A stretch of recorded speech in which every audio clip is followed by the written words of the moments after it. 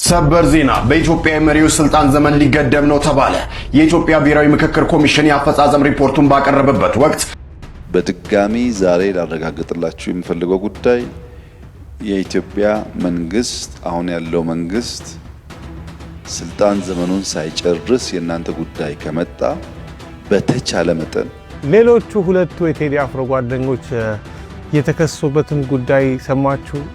ጥቅሜ አልተከበረልኝም ብሎ ወታደር ሰላማዊ ሰልፍ የሚወጣባት ሀገር ቤተክርስቲያን በፍትሐ ነገሥት መጽሐፏ ክህነት ይመለሳል። ዲያቆን ካህን ከሆናችሁ የቤተክርስቲያን ውስጥ አገልጋይ ከሆናችሁ ድንግልና ይመለሳል፣ ክህነት ይመለሳል። ሲያርሽ ክርስትና ስምሽ ማን ነበረ?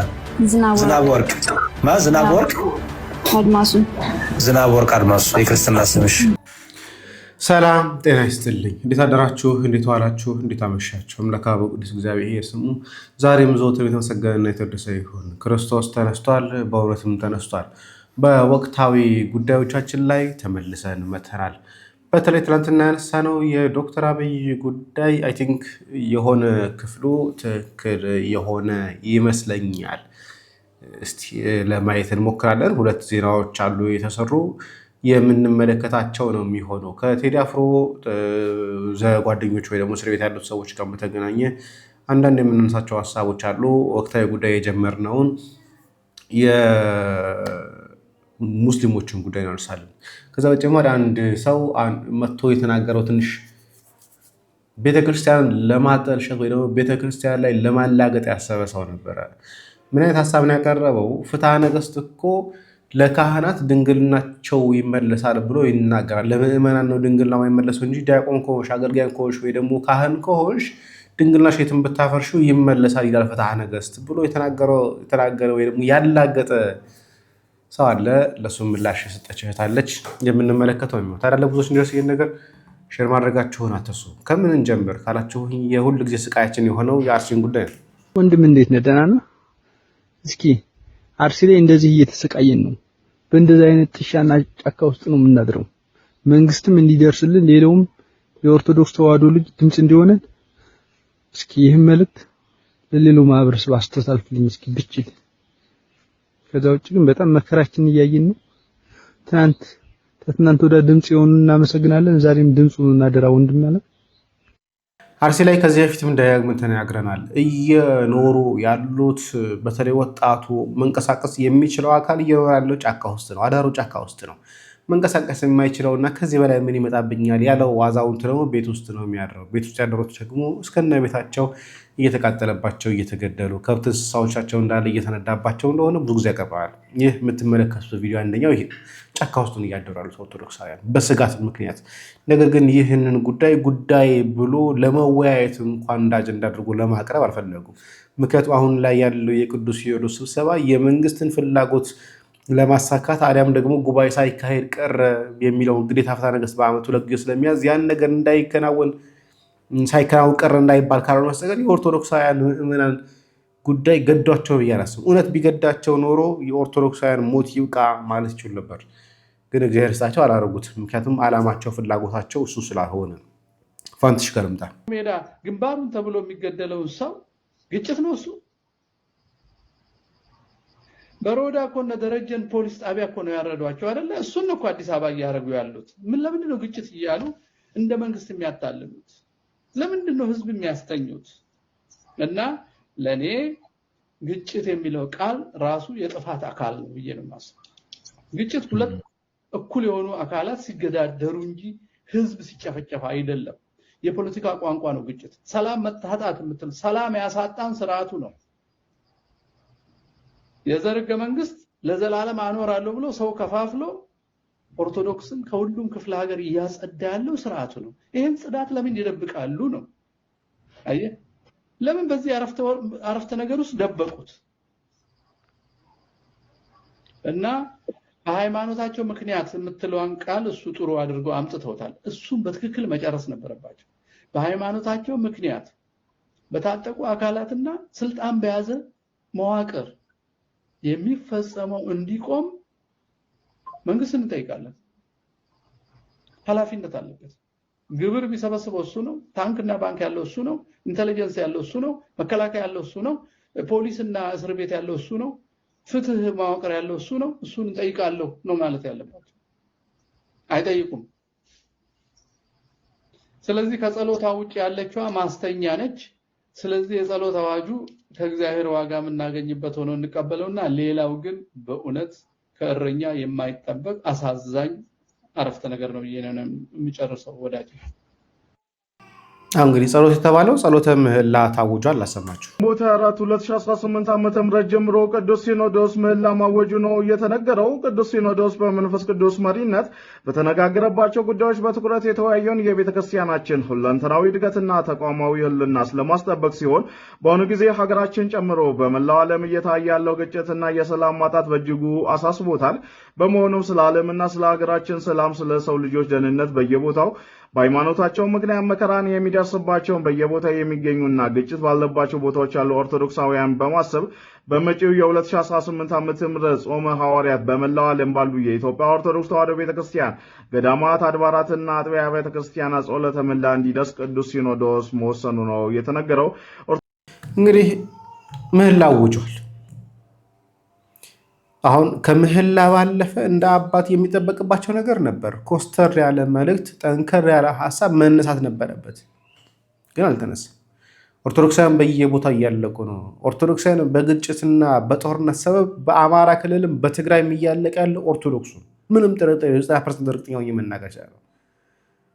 ጦርነት አይቆምም፣ እየቆመም አይደለም፣ እያለቀ ያለውም ኦርቶዶክሱ ነው። ግን አሁንም ቢሆን ግን ዝምታ ላይ ናቸው። ለማንኛውም ስለተነሳ ያለው ስለ ስልጣን ጉዳይና ሰበር ዜና በኢትዮጵያ የመሪው ስልጣን ዘመን ሊገደብ ነው ተባለ። የኢትዮጵያ ብሔራዊ ምክክር ኮሚሽን የአፈጻጸም ሪፖርቱን ባቀረበበት ወቅት ንግግር ያደረጉት ጠቅላይ ሚኒስትር ዶክተር አብይ አህመድ በአሁኑ ወቅት እየተደረገ ያለው የሀገራዊ ምክክር ዋነኛ ዓላማ በሕገ መንግስቱ ላይ ያለማብቂያ የተቀመጠውን የሀገሪቱ የመሪ ስልጣን ዘመን ለመገደብ መሆኑን ይፋ አድርገዋል። እንደ አብዛኛዎቹ የአፍሪካ ሀገራት የስልጣን ዘመንን ለማራዘም ሳይሆን በተቃራኒው ገደብ በማበጀት ረገድ መንግስታቸው ታሪካዊና ስር ነቀል ሪፎርም ተነሳሽነት መውሰዱን ገልጸዋል። ጠቅላይ ሚኒስትሩ መንግስት ስልጣኑ በህግ ተገድቦ ህገ መንግስት እንዲሻሻል በሩን በከፈተበት ሁኔታ በሀገራዊ ምክክሩ አንወያይ ያሉ የፖለቲካ አካላት ክፉኛ ተችተዋል። የፖለቲካና የስልጣን ፍላጎት ያላቸው አካላት ለውይይት ፈቃደኛ ካልሆኑ ለምን ፖለቲካ ውስጥ መግባት ፈለጉ ሲሉ የጠየቁት ዶክተር አብይ አህመድ መንግስት ኮሚሽኑ የሚያቀርባቸውን ምክረ ሀሳቦች ተቀብሎ መሬት ላይ ለማውረድ ለማሻሻል ሙሉ ዝግጅት እንዳለው በድጋሚ አረጋግጠዋል። ይህንን ሀሳብ እንዴት ትመለከቱታላችሁ? ሀሳባችሁን ኮመንት ላይ አጋሩ።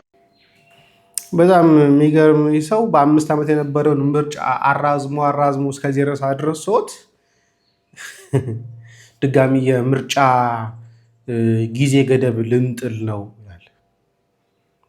እርግጥ ሊጥሉ ይችላሉ፣ ግን የሚተካው ባን ነው ቢባል ወይ ሽመልስ ወይ አዳነች ነው የምትሆነው። ስሙት ራሱ በድጋሚ ዛሬ ላረጋግጥላችሁ የምፈልገው ጉዳይ የኢትዮጵያ መንግስት አሁን ያለው መንግስት ስልጣን ዘመኑን ሳይጨርስ የእናንተ ጉዳይ ከመጣ በተቻለ መጠን ሐሳቦቻችሁን ወደ መሬት ለማውረድ ሪኮሜንዴሽኖቻችሁን ተጠቅመን ለማሻሻል እስከዛም ሂደቱ ደግሞ የተሳለጠ እንዲሆን ለማገዝ በእኛ በኩል ዝግጁዎች ነን። በዚህ ጉዳይ እንደ መንግስት እንደ ፓርቲም ተወያይተን ጣልቃ መግባት የለብንም፣ ሲያሻቸው ግን መደገፍ አለብን ብለን በወሰንነው መሰረት ከኛ የሚያስፈልጋችሁን ድጋፍ እንሰጣለን። ከናንተ በሂደት የተገኘው ዕውቀት፣ የተገኘ ልምድ፣ የተገኘ ዊዝደም ደግሞ ለቀጣይ ስራችን እንደ ግብአት አድርገን ለመጠቀም በመንግስት በኩል ዝግጁ መሆናችንን ልገልጽላችሁ እፈልጋለሁ።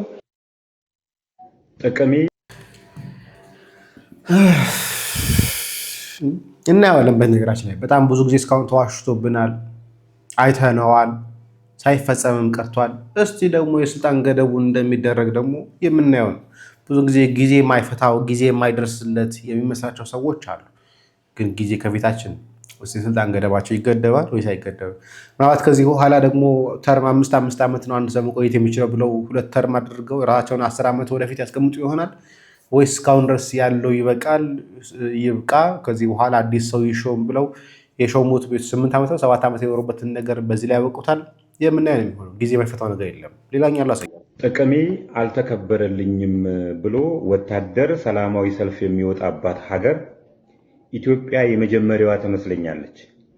እነዚህ የምታዩቸው ወታደሮች በሰሜን ጦርና በተለያዩ ጦርነቶች ቦርድ የወጡ ወታደሮች ናቸው። ደብረዘይት ቢሾፍቱ ላይ 105 ካሬ ቦታ ቤት መስሪያ እንሰጣችኋለን ብለው ፕሮሚስ የገቡላቸው ከዛም በኋላ የተከለከሉ ናቸው።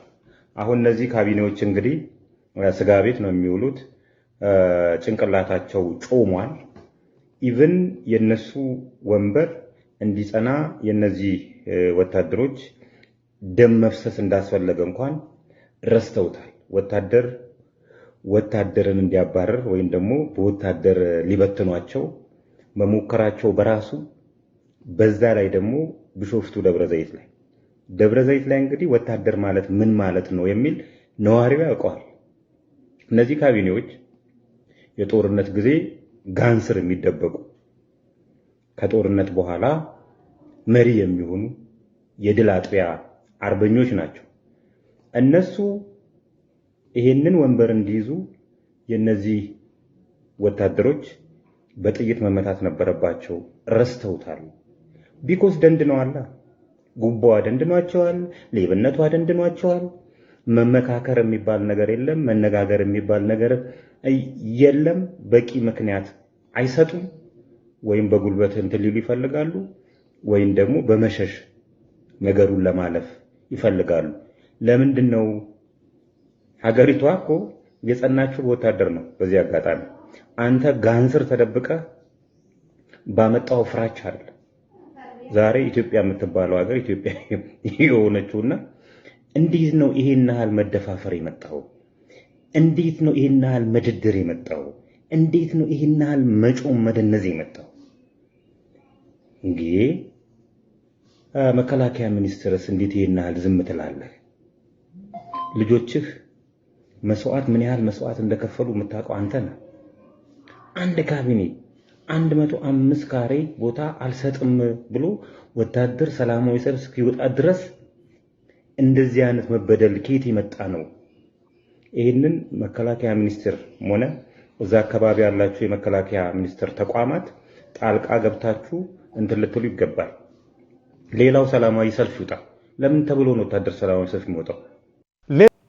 በነገራችን ላይ ከበፊትም ጀምሮ እዚህ ሚዲያ ላይ የምትካተሉ ሰዎች 3 አካላት ላይ እኔ ምንም አይነት ነገር ቢደረግላቸው ከማይከፋኝ ሰው መካከል ላይ አንደኛ መምህራን፣ አስተማሪዎች፣ የመንፈሳዊ ያክኝ ያለው መምህራን አጠቃላይ ጀነራል ይሄ ኤዱኬሽን ላይ ያሉት፣ ሁለተኛ የሕክምና ባለሙያዎች፣ ሶስተኛ መከላከያዎች፣ ፖሊሶች ሳይሆን መከላከያዎች ወይ ደግሞ ወታደሮች የሚባሉት እነኚህ 3ቱ አካላት በምንም አይነት ተአምር የሚበሉት ነገር አጥተው ወይም የሚጠጡት ነገር አጥተው መሰቃየት አለባቸው ብዬ ከማላምን ወገን ነኝ። ምክንያቱም ነፍሶቻቸውን ነው እየገበሩት መከላከያ ከኢትዮጵያ ጋር እዚህ ሀገር ውስጥ እርስ በርስ ባለው ጦርነት እሱ ከምደግፈው ሰዎች አይደሉም። ግን ነፍሱን እየገበረ ያለ አካሉን እየገበረ ያለ አካል፣ መምህር ትውልድን እየቀረጸ ያለ አካል፣ ዶክተር ደግሞ ህይወትን እየታደገ አካል። እነኚህ 3ቱ አካላት ምንም ተአምር የሚበሉት ነገር አጡ ተብሎ ባይነገርላቸው ደስ ከሚል ሰዎች መካከል አሁን ቢሾፍቱ ላይ እየተደረገ ያለው እንግዲህ ባለስልጣኑ እንደፈለገ ይሆናል፣ እንደፈለገ ይጠጣል፣ ሲበላ ሲጠጣ ይውላል። ግን ማን ይጠይቀዋል? ባለስልጣን ነው ራሱ። ሌሎቹ 2 የቴዲ አፍሮ ጓደኞች የተከሰሱበትን ጉዳይ ሰማችሁ? ጠበቆቹ አንዱ ያወቀውን ለሌላው መናገሩ ምንድነው ወንጀሉ ሲሉ በፍርድ ቤት ጠይቀዋል። የተፈጠረውን ልንገራችሁ። በአርቲስት ቴዲ አፍሮ ጓደኞች ላይ የተከፈተው የምርመራ መዝገብ እጅግ አሳሳቢና አስገራሚ የህግ ክርክሮችን እያስተናገደ ይገኛል። ፖሊስ ተጠርጣሪዎችን ህገወጥ የጦር መሳሪያና አደንዛዥ ዕፅ በመገኘት እንዲሁም ሁከትና ብጥብጥ ለማነሳሳት ሞክረዋል በሚል ከባድ ወንጀሎች ጠርጥሮም ምርመራ ያካሄደ ቢሆንም በችሎት ውስጥ የተነሳው የሐዋሳው ክስተት ግን የህግ ባለሙያዎችንም ሆነ ታዛቢዎችን ጉድ ያሰኘ ሆኗል።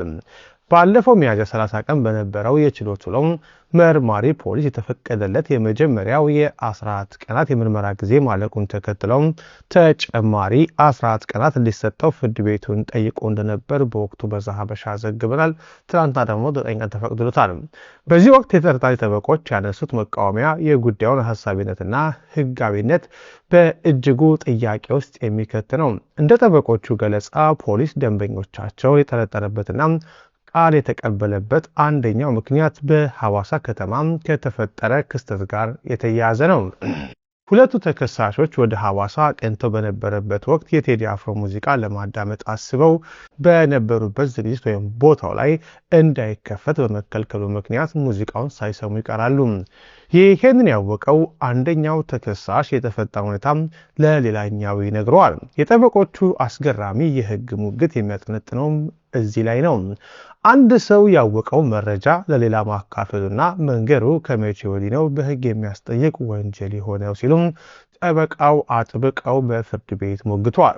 መረጃ መለወጥ ወይም ስለተፈጠረ ክስተት ማውራት በህግ አግባብ እንደ ወንጀል ተቆጥሮ ሰዎችን ለእስርና ለምርመራ የሚዳርግ ከሆነ የዜጎች ሀሳብን የመግለጽ መሰረታዊ መብት አደጋ ላይ መውደቁን በክርክራቸው አንስተው ተከራክረዋል። ይህ የጠበቆች ጠንካራ መቃወሚያና የዋስትና ጥያቄ እንዲሁም የፖሊስን ተጨማሪ የምርመራ ጊዜ ጥያቄ መርምረው ብይን ለመስጠት ፍርድ ቤቱም ለትላንት ቀጠሮ ሰጥቶ ተጨማሪ 9 ቀን መፈቀዱ ይታወቃል። ይሁን እንጂ የጠበቆቹ የክርክርና መረጃ መለዋወጥ ወንጀል አይደለም የሚለው ኃይለኛ አመክንዮ ፍርድ ቤቱን ሊያሳምነው አልቻለም። ችሎቱ የተከሳሾችን የዋስትና ጥያቄ ሙሉ በሙሉ ውድቅ በማድረግ መርማሪ ፖሊስ የጠየቀውን ተጨማሪ የምርመራ ጊዜ መቀበሉን ዘግበናል። ይህ ውሳኔ በህግ አግባብ አንድን ክስተት ለሌላ ሰው ማውራት ብቻውን ለወንጀል ጥርጣሬ በቂ መነሻ ሊሆን ይችላል የሚለውን አሳሳቢ ህግ ጥያቄ በተመልካች አእምሮ ውስጥ አጭሮ አልፏል። እናንተስ ምን ታስባላችሁ? ምን ማናስበው ነገር አለ? ወሬ ነገርክ ወንጀል አለበት። ወሬ መነጋገር፣ ሐሳብ መቀባበል፣ እንዲህ እኮ ተከሰተ፣ እንዲህ እኮ ሆነ። አይ ቲንክ መንግስት ሰውን ለማሰር ዜጎችን ለማሰር ወይ ደግሞ የሆኑ አካላት የሆነ ነገር ሊያደርጉ ይችላሉ ብሎ ያሰባቸውን አካላት ለማሰር ለምን አስነጥሳቸው ራሱ ምልክት ሊሆን ይችላል። የሆነ ፖሊስ በዛ ጋር ሲያልፍ አስነጥሳቸዋል፣ ይሄ ኮድ ነው ሊል ራሱ የሚችል ይመስለኛል። እንዲህ በወረደ አኳኋን ሀገርን እየመራ ያለ አካል ነው። እንደው በመንሃ ያለም እጅ ነው ያለ ነው። ሌላኛው ታስታውሱ ከሆነ አንድ ቪዲዮ ትናንትና በስቲያ ቲክቶክ ላይ ትናንትና ደግሞ እዚህ ዩቲዩብ ላይ አቅርቤላችሁ ነበር። ወንድማችን ታላቁ ጅብሪል ለወሂድ የውይይት ጥሪ አቅርቦ ነበር። ታዲያ ወሂድ ምን መለሰ? አይ ቲንክ ከዛሬ 3 ቀን ነው 4 ቀን በፊት የኦርቶዶክስ መምህራን ጋር ለመወያየት ከኦርቶዶክስ መምህራን ጋር ለመወያየት ጥሩ አስተማሪ የምትሉትን እውቀት ያለውን ትዕግስት ያለው በዛ ላይ ደግሞ ጨዋ የሆነ ሰው የበሰለ ሰው በጉባኤ ቤት ያለፈ ሰው ሪኮመንድ አድርጉኝ ብዬ ተናግሬ ነበረ። በዛ መሰረት አንድ ሰው ሪኮመንድ አድርገዋል። ኢንሻአላህ የነ አነስ ውይይት ሲያልቅ ወይም ደግሞ የነ ፎይና ኢምራን ውይይታቸው በሚያልቅበት ሰዓት ላይ ኢንሻአላህ ኦፊሻሊ የውይይት ጥሪ ያቀርባለሁ ማለት ነው፣ ለዛ ሰውዬ ማለት ነው። አሁን ይህ ሰው ማንኛውንም ሪኮመንድ አድርጉኝ ብሎ ባለበት ሰዓት ላይ ወይ ደግሞ ጥሪ ባደረገበት ሰዓት ላይ ታላቁ ጅብሪል እኔ ያለሁኝ። ታላቁ ጅብሪል ጉባኤ ቤት አልፈዋል። መምህር ነው፣ ጸባዩም ጥሩ ነው። የተማረም ያነበበም አረበኛውንም እንግሊዝኛውንም ግዕዙንም አማርኛውንም የሚችል ሰው ነው። ታዲያ ወንድማችን ታላቁ ጅብሪል ጥሪው እንደተቀበለ ሲያይ ባካር ከዛ ኋላ ምን አለ? እፎይና ኢምራን ከተወያዩ በኋላ የውይይት ጥሪ ያደርጋለሁኝ አለ። እፎይና ኢምራን እንደማይወያዩ ያውቃል። ምክንያቱም ኢምራን ባለጌ ነው፣ እፎይ ደግሞ ከባለጌ ጋር ወያይም ብሏል፣ በግልጽ ተናግሯል። ምክንያቱም ዓላማው እሱ አልነበረም፣ ዓላማውን ጨርሷል። ስለዚህ አሁን እነኚህ ሁለቱ ስለማይወያዩ አሁን ምንድን ያደረገው? ላለመወያየት ራሱን ወደ አላረገም። ምክንያቱም አይቀበሉኝም ብሎ አስቦ ነበር። ወሂድ ለውይይት ጠርቶ ሁሉም ሰው ፈሩ የሚል ፖለቲካ መስራት ስለፈለጉ ታላቁ ጅብሪል እኔ እወያያለሁ ተውሂድና ስላሴን አልኩህ አይደለም እመጣለሁኝ ከአንተ ጋር እወያያለሁ ሲለው ባክ አደረገ። እንደውም ታላቁ ጨምሮ እኮ በፈለከው ርዕሰ ጉዳይ ላይ ምረጥ እንወያያለን ብሎት ነበር። አሁን ምን አደረገ? ሰበሰበ ራሱ። አንድ አስተማሪ መምህር ነው፣ በጉባኤ ቤት ያለፈ ነው፣ በስርዓት ጥሩ አስተማሪ ነው ብለው ሪኮመንድ አድርገውኛል። ኢንሻአላህ የእነሱ ውይይት እንዳለቀ ቪዲዮ ሰርቼ ኦፊሻሊ ከማን ጋር እንደምወያይ እናገራለሁ ማለት ነው። በተረፈ ሳይጠሩ ዝም ብለው ቲክቶክ ላይ ውርውር የሚሉ ሰዎች፣ ላጫቸውን የሚያዝረከርኩ ሰዎች፣ በዛ ላይ ደግሞ እርግጫ የሚራቀው ሰዎች እኔ አህያ አይደለሁም። የአህያ ተፈጥሮም የለኝም፣ አልራገጥም። ስለዚህ እንደ አህያ አሁን ጨዋው ሰው ይሄ ነው። በጣም ጨዋ የሚባለው ሰዎች ሳይጠሩ አህያው ጥሪ ተቀበለናል እያሉ እስቲ ሳይጠሩ ነው ወይ የሚለውን ነገር ትናንትና ካሳየኋችሁ ላይ ተመልሼ ፋይል ላይ ልግባና ላስደምጣችሁ አይሻልም? እውነት እንደዛ የተባለው አልጠራዋቸውም፣ አልራገጥም። ቆይ በጨዋ ደንብና በጨዋ ስርዓት መዋየት የሚፈልግ ሰው ካለ ሪኮሜንዴሽን እቀበላለሁ እኔ።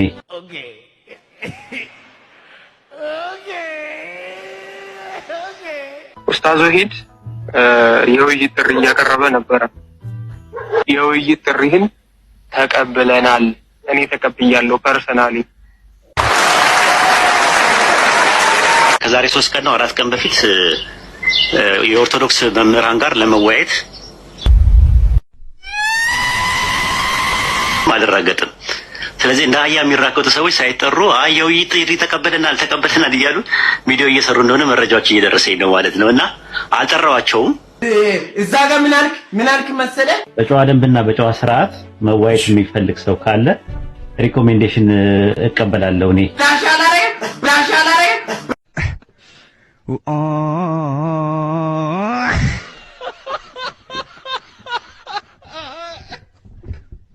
ስለዚህ ማን ነው እየፈራ ያለው፣ ማን ነው ባክ እያደረገ ያለው የሚለውን ነገር ለህሊና መተው ነው። ምክንያቱም ከፈሩ ፈሩ ነው እንጂ ተመልሶ መሰደብ አይገባም። በሆነ ጊዜ ላይ ወንድማችን አክሊልም ጥሪውን ተቀብያለሁ ሲለው ወንድማችን አክሊል እኮ ጥሪውን ሲቀበል አፉን አጣሞ ነው የተቀበለው፣ ስለዚህ ከሱ ጋር ወያይ የሚለው ሰው ነው እንግዲህ አሁን ለሀጫም እያለ የሚሳደቡ ማለት ነው።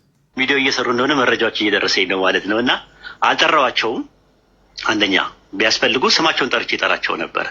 አንደኛ መምህር አይደሉም። እኔ ያልኩት መምህር የኦርቶዶክስ መምህር የሆነ እውቀቱ ያለው ትዕግስቱ ያለው ጨዋ የሆነ ሰው ምራቅ የዋጠ ሰው እንግዲህ ይሄ ጨዋ ምራቅ የዋጠ እያለ የሚሳደብ ሰው ነው እንግዲህ አሁን ራሱ ተመልሶ አሳዳቢ ሆነው። ታዲያ አንድ ቀልድ መሀል ላይ ባስገባላችሁ ደስ ይለኛል። ኦርቶዶክስ ነበርሽ? ምን ነበርሽ? እሺ ኦርቶዶክስ። ስንት ጊዜ ሆነሽ ሰለምቴ ከሆንሽ? አንድ ፎዚያ ምን ታርጊልኝ? ስንት ጊዜ ከሆነሽ ከሰለምሽ? 4ኛ ዓመት ይዣለሁ። 4ኛ ኦርቶዶክስ አልነበርኩም፣ ግን በጣም ታውቂያለሽ ስለ ኦርቶዶክስ ትምህርት? እሺ የለውም። ኦርቶዶክስ እያለሽ የኦርቶዶክስን መሰረታዊ የሃይማኖት ትምህርቶች ተምረሻል? አንዳንድ አልፎ ያን ያህል ጎበዝ አይደለሁም። ልጅነት ስለነበር። ልጅነት ከ4 ዓመት በፊት ልጅ ነበርሽ? እንዴት አልነበርኩም? ኦኬ ሚሽን አልጠይቅሽም። ችግር የለውም። እሺ ችግር የለውም። ቤተክርስቲያን ሄደሽ ችግር የለውም። ቅዳሴ ምናምን ታስቀድሽ ነበር? አልፎ ያን ያህልም ብዙም ሳይሆን አልፎ። ቅዳሴ ላይ ምን መጽሐፍ ይነበባል? ቅዳሴ ላይ ምን እንጃ ነገርኩህ እኮ ነው። አታውቂውም? ክርስትና ስሟን ብትነግረን ምን አልባት? አዎ ወደዛ ኦርቶዶክስ ያልሽ ክርስትና ስምሽ ማን ነበረ? ምን ያደርግላችኋል? እሱ እንዴ በሱ ቪዲዮ ሰርታችሁ በፖለቲካ እንትን ብላችሁ እውነተኛ ከሆንሽ አንቺ ምንም መፍራት የለም። ፖለቲካ የደሰሩበት ነው ያለች ግን እንስማ። በቅብሽ ምህት አለ። ዝናብ ወርቅ አድማሱ የክርስትና ስምሽ በጣም ጥሩ። እኔ ነበርኩ። ኦኬ ይሁን። ዝናብ ወርቅ እንግዲህ የክርስትና ስምሽ ዝናብ ወርቅ ነው። ታላቁ ዲያቆን እሺ ዝናብ ወርቅ ይኸውልሽ ምን ታደርጊ መሰለሽ? ሌላ ቀን ክርስቲያን ካልነበርሽ አልነበርኩም፣ በቃ እኔ ክርስቲያን ሆኜ አላቅም፣ ክርስትና ምን እንደሆነ አላቅም፣ ምክንያቱም የክርስትና ስም የሚባለው ራሱ ትርጉም አላውቀውም። ዝናብ ወርቅ የሚባል ምን ተፈጠረ መሰለህ? አርዲ አንድ ቀን ጥምቀት ዕለት አንድ ልጅ ጥምቀት ዕለት ሰው ጸበል ይረጭ አይደለ አርዲ? እና የክርስትና ስም እየጠየቁ የሆነ አባይ ተረጫሉ እና ማን የክርስትና ስም ይችላታል? ጥምቀተ ባህር አለች እና ዝናብ ወርቅ የሚባል የክርስትና ስም የለም። ሂዳ ወይ ስሜን የጠየቃችሁኝ? ቢያንስ ይሄ እኮ ጥሩ ነው። ቢያንስ ሴት ናት፣ የሴት ስም ነው። ማስረጃ አለኝ እኮ ስለስሜም ስለምን ችግር የለውም ዳይ አራስ ወለተ ማርያም ብሏል እኮ ወንዷላ እኔ እሺ እኔ እኮ አሁን ስለስሜና ስለነበርኩበት ሳይሆን እንድጠይቁ ችግር የለውም ዳይ በጣም ጥያቄሽን ጠይቂ እሺ ክርስትና ስሟ ያስገርማል። ብዙ ጊዜ ሙስሊም በሐሰት የተገነባ ነው። ሙስሊም ሁለት መሰረቶች አሉት። አንደኛው ውሸት ወይ ደግሞ ሐሰት ሲሆን ሁለተኛው ደግሞ ሰይፍ ነው። እስልምናን ያስፋፉበት በሁለቱ ነው። አንደኛ ዋሽተው ያልሆነውን ትምህርት ከኛ ጋር ይቀራረባል አላህም እግዚአብሔርም አንድ ነው እያሉ አጨርብረው ያሰልሟቸዋል። እሱ ካልሆነ ደግሞ አስገድደው በሰይፍ ያሰልሟቸዋል። ሁለቱ እሱ ነው። ዊዛውት ላይፍ ኢስላም ዳይስ የሚባለው ለዚህ ነው። ሁለት ነገር ነው ያላቸው። ወደ ፍትሐ ነገሥቱ እንምጣ። አንዲት እህት ነች ይህንን ቪዲዮ ያጋራችሁ። ምን አትሉኝም? እስኪ እችን ቪዲዮ አንድ ጊዜ ተመልከቷትና ከኔ ጋር መልሰን እንገናኛለን። ቤተክርስቲያን በፍትሐ ነገሥት መጽሐፏ ክህነት ይመለሳል፣ ዲያቆን ካህን ከሆናችሁ የቤተ ክርስቲያን ውስጥ አገልጋይ ከሆናችሁ ድንግልና ይመለሳል፣ ክህነት ይመለሳል፣ ድቁና ይመለሳል፣ መሪ ጌታነት ይመለሳል፣ ምርግትና ኤኒዌይ የማይመለስ ነገር የለም። አገልጋይ ከሆናችሁ ለምእመን ነው የማይሰራው ይሄ ህግ በፍትሐ ነገሥት መጽሐፍ ማለት ነው። ወይ እግዚአብሔር አምላክ ይርዳን። በትርፍ ሰዓታችሁ ፍትሐ ነገሥት የሚባል አስቂኝ መጽሐፍ አለ፣ ማንበብ ትችላላችሁ። አዎ ድንግልና ይመለሳል። እስኪ ምን እንደምትሆን ያለው በነገራችን ላይ ስለማያውቁት ነገር ገብቶ ከመዳከር አላደል በሚያውቁት መወሰን ካልሆነም ደግሞ ቀላል እኮ ነው። አላውቅም ብሎ በአንድ የስልክ ጥሪ እንኳን በጥያቄ መመለስ የሚችሉ ጉዳዮችን እንዲህ ከ300,000 በላይ እይታን ባገኘው ቪዲዮ መቅጠፍ መዋሸት ወንጀልም ጭምር ነው። ምክንያቱም የኢትዮጵያ ኦርቶዶክስ ተዋሕዶ ቤተክርስቲያንን ስም ጠርተህ ባላለችበት አውላታል፣ ስሟን አጥፍተሃል። ድንግልና ይመለሳል፣ ክህነት ይመለሳል፣ ሁሉ ነገር ይደገማል እያልክ ስታወራ ነበር ወንድሜ። ይኸውልህ አንተ እንደዚህ አናንቀህ በቧልት ሂዱና መደሰቻ መሳቂያ መዝናኛ ይሆናችኋል አንብቡት ያልከው ፍትሐ ነገሥት አንድም ቀን እንዳላነበብከው እንኳን አንተ በዙሪያ እንኳን ፍትሐ ነገሥትን የሚያውቀው ሰው ቢኖር ኖሮ እንደዚህ በድፍረት መተህ በበላህበት ብቻ እንደማትጮህ እርግጠኛ ሆኜ መናገር እችላለሁ። ሲጀምር ነገር ፍትሐ ነገሥት አሁን የኢትዮጵያ ቤተክርስቲያን ቁጭ ብላ ጠፍጥፋ አብክታ የጋገረችው ነገር መስሎ ነው አይደል? እንደዚህ ያለ ሀፍረት የቀጠፍከው መንገር ስለ ኒቃ ጉባኤ መቼም ሲባል ሰምተህ ይሆናል። በኒቃ ጉባኤ 318 የሚደርሱ ሊቃነ ጳጳሳት ተሰብስበው አሪዮስን አወገዙ። አዎ ከዛን ጊዜ ጀምሮ እንግዲህ የመጣው ይሄ ፍትሐ ነገሥት የተባለው ህግና ደንብ ያኔ የተወሰነ ነው። ግን መነሻውና ምንጩ መጽሐፍ ቅዱስ ብቻ ነው። ደግመልሃለሁ፣ ብሉይና ሐዲስ ናቸው ምንጮቹ። የሐዋርያት ትምህርትና የሊቃውንቱ አስተምህሮቶች ተካተውበታል የሚሉ አንዳንድ ትልልቅ ምሁራኖችም አሉ። በነገራችን ላይ በዚህ ፍትሐ ነገሥት የምትተዳደረው ወይም ስትተዳደር የነበረችው የኢትዮጵያ ኦርቶዶክስ ቤተክርስቲያንና ኢትዮጵያ ሀገራችን ብቻ ከመሰለች ተሳስተሃል። እኔ የሃይማኖት ዕውቀት የለኝም፣ ግን አንደኛ ስለማምነው እምነት መሰረታዊ ነገሮች በጥቂቱ አውቃለሁ።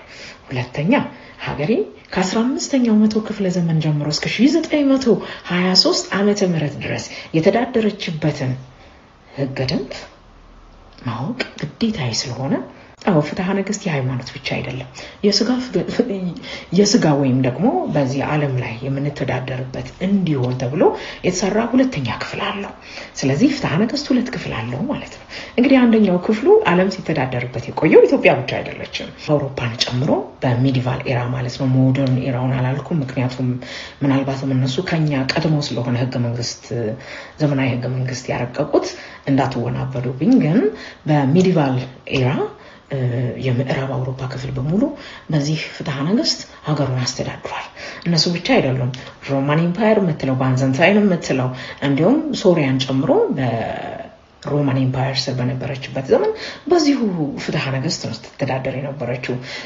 ግብፅም እዚህ ጎረቤታችን ብንመጣ ግብፅም ከእስልምና በፊት በተለይ በሙሉ በዚህ ነበር የምትተዳደረው።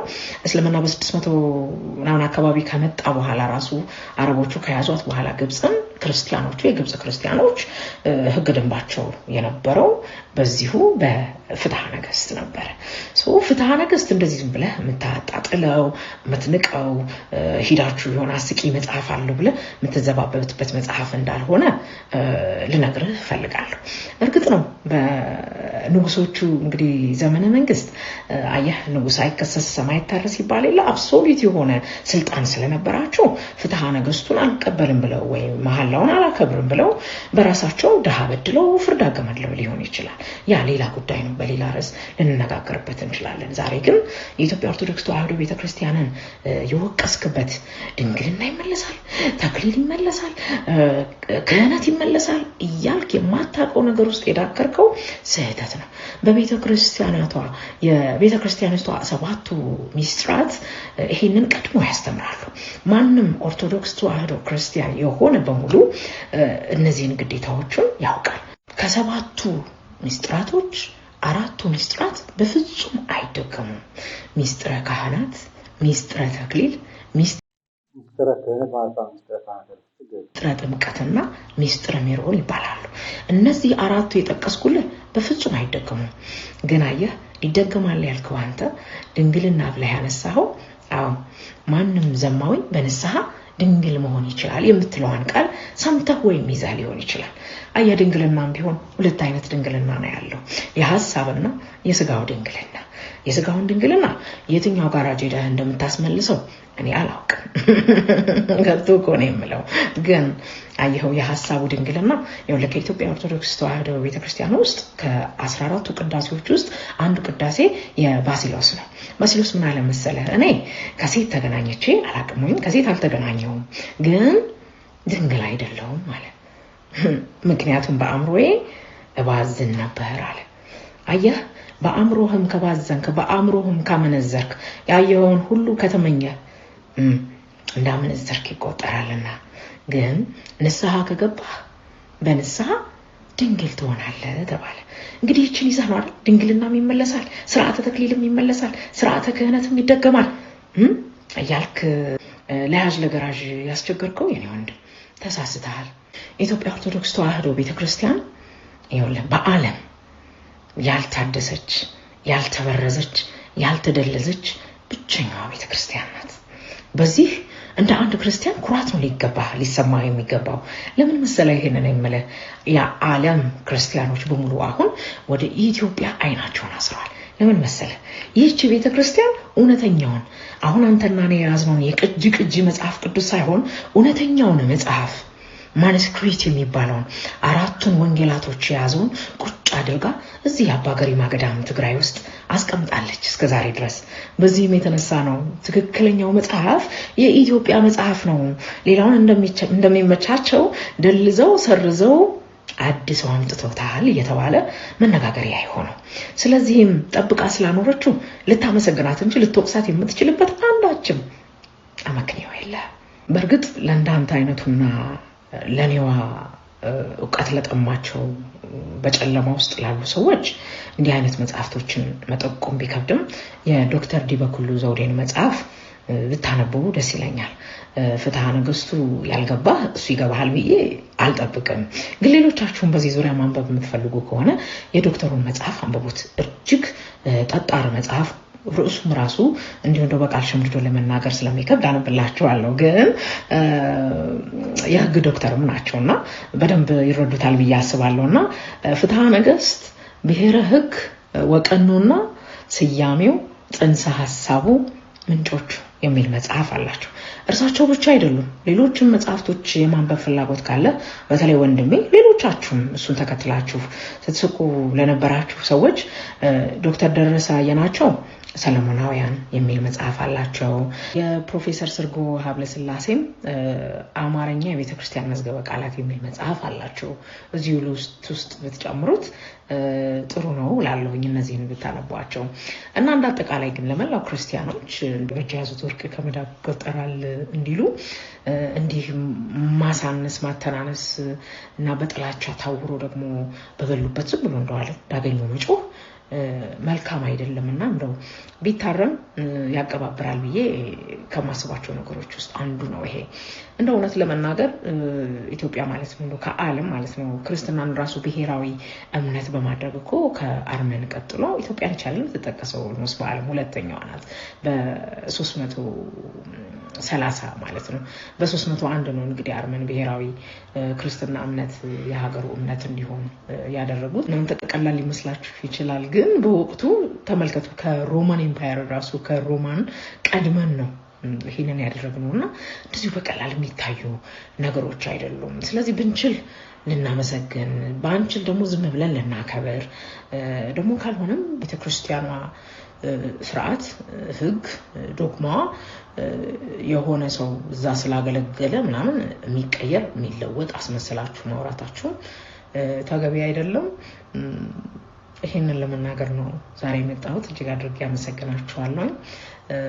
ኮፒ ሊንክ አድርጉ ሰዎች ጋር እንድንደርስ፣ ላይክ ሼር ማድረጋችሁንም አትርሱ።